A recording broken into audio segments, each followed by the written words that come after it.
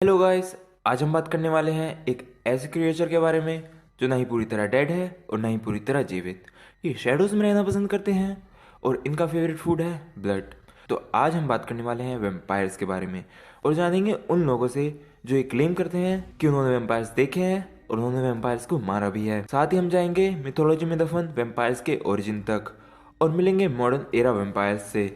Investigate करेंगे कुछ scientific proof जो हमें ले जाएंगे हमारी कंक्लूजन की तरफ कि आर वेम्पायर्स रियली एग्जिस्ट। तो इससे पहले रात हो जाए, चलिए शुरू करते हैं। मैं हूं हर्ष शर्मा और आप देख रहे हैं फैक्ट्स वाला स्वैग।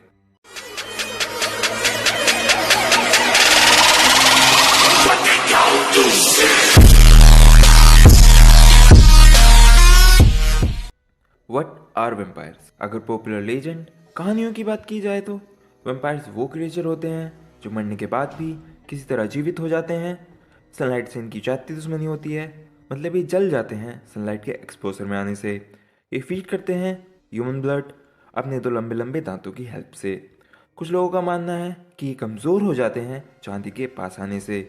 ये ह्यूमंस के कंपैरिजन में काफ़ी तेज़ और काफ़ी ताकतवर होते हैं और ये इमोर्टल मतलब अमर होते हैं। अब आप सोच रहे होंगे वो वैम्पायर्स तो काफ़ी औसम होते हैं, बट अगर लेजेंड्स और स्टोरीज की बात की जाए तो इन्होंने लोगों को सदियों तक डराया है, हॉन्ट किया है।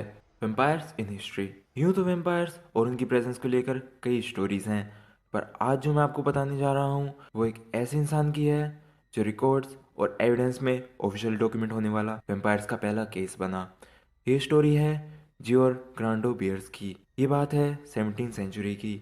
ग्रांडो जो एक स्ट्रीन विलेज में रहता था। जितनी आम उसकी ज़िंदगी मरने से पहले थी, उतना ही खौफ विलेज में उसके नाम का मरने के बाद हो गया।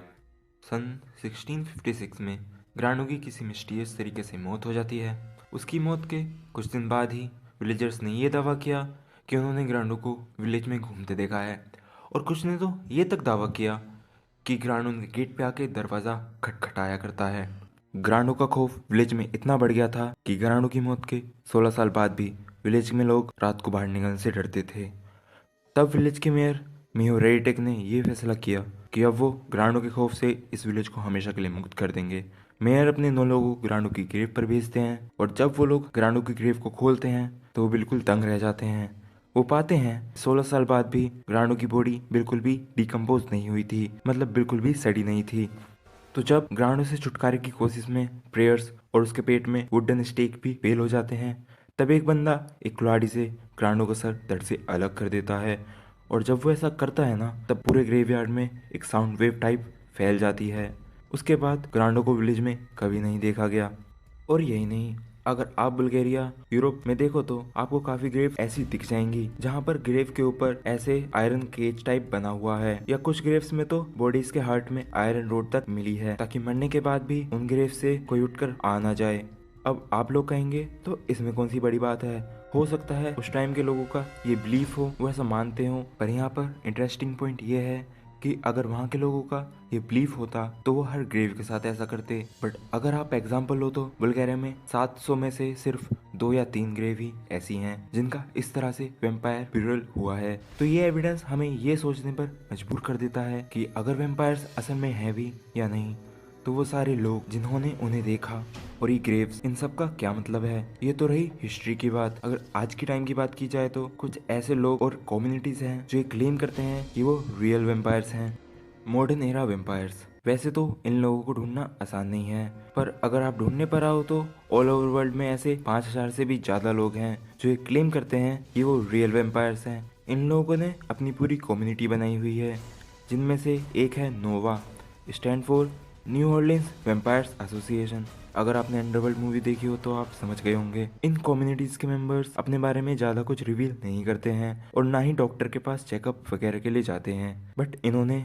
मई 2022 में मेगन फॉक्स और MGK को वार्न किया था एक दूसरे का ब्लड पीने के लिए। इन्होंने कहा था एक दूसरे का ब्लड पीने से डेंजरस कॉन्सिक्वेंसेस हो सकते हैं। कुछ कहते हैं ये रियल वेम्पायर सिर्फ आम इंसान है अनयूजुअल टेस्ट के साथ। हाँ, वैसे भी टेस्ट जैसा कुछ बचा ही कहाँ है आजकल। और ये रियल वेम्पायर्स वो लोग हैं जो ऑब्सेस्ड नहीं, कुछ ज़्यादा ही ऑब्सेस्ड हैं वेम्पायर्स को लेकर। तो इन्होंने अपनी लाइफस्टाइल वेम्पायर्स जैसी कर ली है, मतलब ये डिम लाइट में रहते हैं, सारे दिन सोते हैं, सारी रात जागते हैं। तो शायद ये रियल वेम्पायर्स उतने ही रियल हैं जितने कि इंस्टाग्राम पर कुछ लोगों के फॉलोअर्स। ओ गॉड, अगर आज ऑल टाइम वेम्पायर जिंदा होते तो फिर से मर जाते।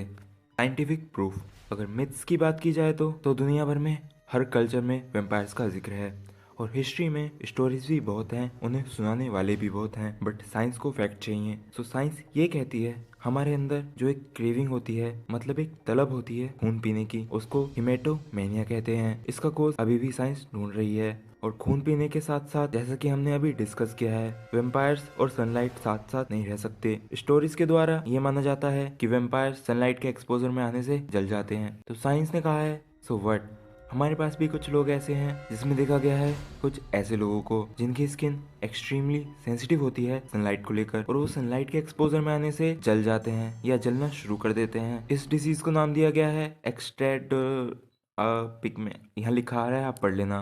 पर मैं आपको बता दूं, अभी तक ऐसा कोई भी इंसान नहीं मिला है जिसके अंदर ये दोनों सिंड्रोम एक साथ हों। मार्केट में और भी डिसीजेज हैं जो वेम्पायर से रिसेंबल करती हैं, जैसे किसी को पागलों की तरह काटना। इस डिसीज को साइंस ने नाम दिया है रेबीज का, या फिर गार्लिक से एलर्जी। बट जैसा कि मैंने पहले ही कहा है, अभी तक कोई भी शख्स ऐसा नहीं देखा गया जिसमें ये सारे सिम्टम्स एक साथ हों। तो अब हम आते हैं हमारे कंक्लूजन पर। Are vampires really exist? देखिए, मानो तो सब है, नहीं तो कुछ भी नहीं। वेम्पायर्स का भी यही सीन है, पर हम पास्ट से मिले एविडेंस को नजरअंदाज नहीं कर सकते। क्यों? हजारों ग्रेव्स के बीच सिर्फ एक या दो ग्रेव पर ही केज होना। वो सभी लोग जो ये दावा करते हैं कि उन्होंने वेम्पायर्स को देखा है, या मॉडर्न एरा वेम्पायर्स के कुछ वेम्पायर्स जो अपने आप को रियल वेम्पायर्स बोलते हैं। और दूसरी तरफ साइंस है जो अभी तक इस बात पे पूरी तरह एक्सप्लेनेशन नहीं दे पाई है। तो अब ये चीज़ आप लोग मुझे कमेंट करके बताएं कि आपको क्या लगता है, वेम्पायर्स असल में होते हैं या नहीं। और इन एनी केस, ये वीडियो आपको पसंद आई हो तो प्लीज़ इसे लाइक कर दें और सब्सक्राइब करें हमारे चैनल फैक्ट्स वाला स्वैग।